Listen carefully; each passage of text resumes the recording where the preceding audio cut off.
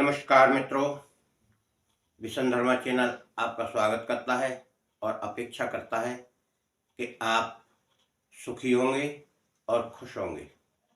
मित्रों, आज हम आपको उन लोगों के लिए जो साधना करते हैं या साधक हैं, एक विशेष बात बताने जा रहे हैं, जिसमें 3 बातें हम बताएंगे।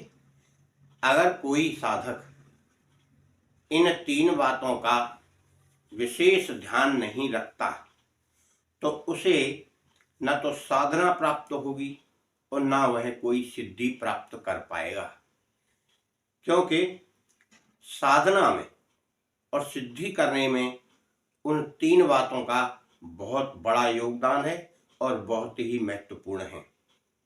जय गुरुदेव। साधना करने वाले व्यक्ति या सिद्धि करने वाले व्यक्ति अपने मनमाने तरीके से करते हैं, यह बात ठीक नहीं है, क्योंकि थोड़ा सा विधि विधान जरूर उन्हें पता होना चाहिए और कहीं से देखकर या सुनकर कोई साधना या सिद्धि नहीं करना चाहिए। अगर आप करते भी हैं तो उसमें आपको सफलता प्राप्त नहीं हो पाती। कारण यही है कि आप एक गुरु बनाकर साधना करें और उसका मार्गदर्शन लेकर हमेशा कार्य करें तो वह साधना जल्दी सिद्ध होती है और आपका ध्यान भी सही लगता है। अब वह कौन सी बातें हैं जो साधना में बाधक हैं या साधना को सिद्ध नहीं होने देती हैं? सबसे बड़ी बात तो यह है कि साधना का नियमित तौर पर नहीं करना, यानी जिस समय पर आप रोजाना साधना करते हैं, सुबह करें या शाम को करें, उसी समय पर करें। थोड़ा बहुत विलंब हो जाए तो कोई ज़्यादा बड़ी बात नहीं, परंतु करना चाहिए उसी समय के आसपास। यानी जैसे आप 7 बजे करते हैं तो 7 बजे, पौने 7 बजे, सवा 7 बजे, इस अंतराल पर आप कर लें। दूसरी बात यह है कि जब कोई साधक ध्यान करके साधना में बैठता है, चाहे आंख खोलकर बैठे या आंखें बंद करके बैठे, उस समय उस साधक का शरीर कैसे भी बैठता है, वो हाथ ऊपर करके गोदी में रख के बैठे या घुटनों पर रख के बैठे, साधक अपने शरीर को स्थिर करना सीखे।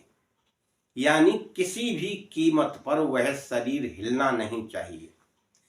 और हिलने के मुख्यतः कारण क्या होते हैं? कोई मक्खी लगे, कोई मच्छर लगे, या अधिकांश कानों में खुजली होती है। उसका कारण यह होता है कि नहाने के बाद जब व्यक्ति शरीर पहुंचता है तो हमेशा अपने कानों का पानी अवश्य पहुंचे और साफ करे, ढंग से साफ करके वस्त्र बदल कर उस साधक को एक चादर यहां से लेकर ऐसे ओढ़ लेना चाहिए और घुटनों पर हाथ रख के बाएं हाथ को इस तरह करे, ये उंगली दबाकर ऐसे, 3 उंगली बाहर और 1 उंगली ऐसे घुटने पर रखे और दूसरे हाथ में माला इस तरह रख के इस तरह रखे।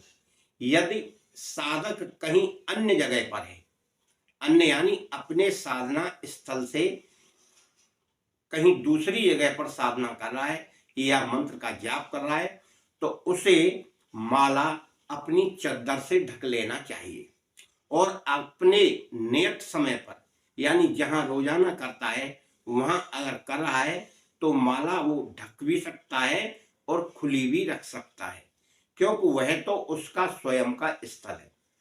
तो यह 2 बातें हो गई। तीसरी बात यह है कि साधक कैसा भी ध्यान करे, आंखें खोलकर करे या आंखें बंद करके करे, उसका ध्यान नहीं भटकना चाहिए। उसे अपना ध्यान हर समय रोक कर रखना है, अपने ध्येय पर, अपने देव पर, अपने इष्ट पर या अपने बिंदु पर या अपनी ज्योति पर, जहां भी वह ध्यान लगाता है या आत्मा में लगाए, या चक्र में लगाए, कुंडलनी में लगाए, आज्ञा चक्र पे लगाए, सहस्त्रार में लगाए, कहीं भी शरीर के अंग में लगाए, या श्वासों पर लगाए, या अपनी नासिका पर लगाए। यानी ध्यान लगाने के बहुत सारे तरीके और बहुत सारे स्थान हैं, पर उस पर ध्यान उसका रुकना चाहिए। बार बार हो सकता है बार बार भटके, परंतु खींचकर उसे उसी स्थान पर लाना चाहिए। जब शरीर का स्थिर होना शुरू हो जाएगा और ध्यान का रुकना शुरू हो जाएगा, तो समझिए कि आपकी साधना सिद्धि की ओर जा रही है।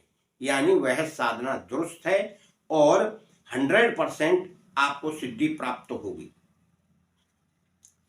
और दूसरे कारण जो भी हो, यानी बाहरी, अपने शरीर से बाहर के साधन या व्यवधान हैं, वह है कोलाहल।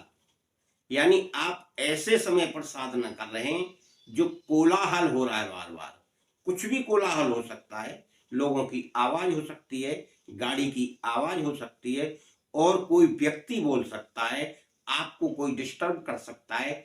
इसलिए उस एकांत का चयन करें जहां पर आपको कोई व्यवधान पैदा ना करे। जब कोई व्यवधान पैदा नहीं करेगा तो आपको सरलता से ध्यान भी लगेगा, शरीर स्थिर भी होगा, इंद्रियां आपकी कंट्रोल में होकर उस ध्यान पर केंद्रित रहेंगी, जिससे आपको सिद्धि प्राप्त होना है।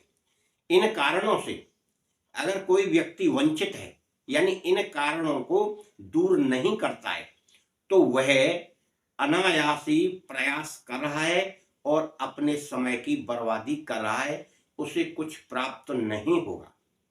इसीलिए हमने सर्वप्रथम ध्यान लगाने की क्रिया के लिए गुरु दीक्षा देना शुरू किया था कि पहले बिंदु त्राटक करें। बिंदु त्राटक से जब ध्यान स्थिर होना शुरू हो जाएगा तो आप और कोई भी ध्यान करें, नासिका पर करें, आज्ञा चक्र पर करें, ज्योति त्राटक करें और तारा त्राटक करें, चक्र का ध्यान कर सकते हैं। इन क्रियाओं से आपको वह सिद्धि जिसे आप चाहते हैं वह प्राप्त होना शुरू हो जाती है और अनुभव प्राप्त होना शुरू हो जाते हैं। आपकी संकल्प शक्ति बढ़ जाती है, विचार शक्ति, संकल्प शक्ति दूर तक जाना शुरू हो जाती है और आप उस तरफ, जिस तरफ साधना आपको चाहिए उस तरफ आप बढ़ने लगते हैं और आपका मन शांत होने लगता है, क्रोध शांत होने लगता है, इच्छाएं कम होने लगती हैं और आपको आनंद आने लगता है। जो आत्मा के दर्शन में आनंद आता है वह आपको अनुभूति होती है।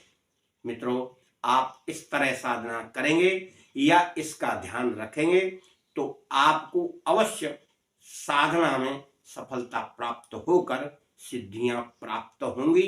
सिद्धियां चाहे किसी की भी आप कर रहे हैं, अगर इन बातों का आपने ध्यान नहीं रखा तो आपको सफलता नहीं मिलेगी। आप रोजाना की तरह आप दिनचर्या करें, कार्य करें और फिर अपने काम पर जाएं। रोजाना का क्रम लोगों को लगा हुआ है, सालों हो गई, कई साल हो गई, प्राप्त कुछ नहीं हुआ।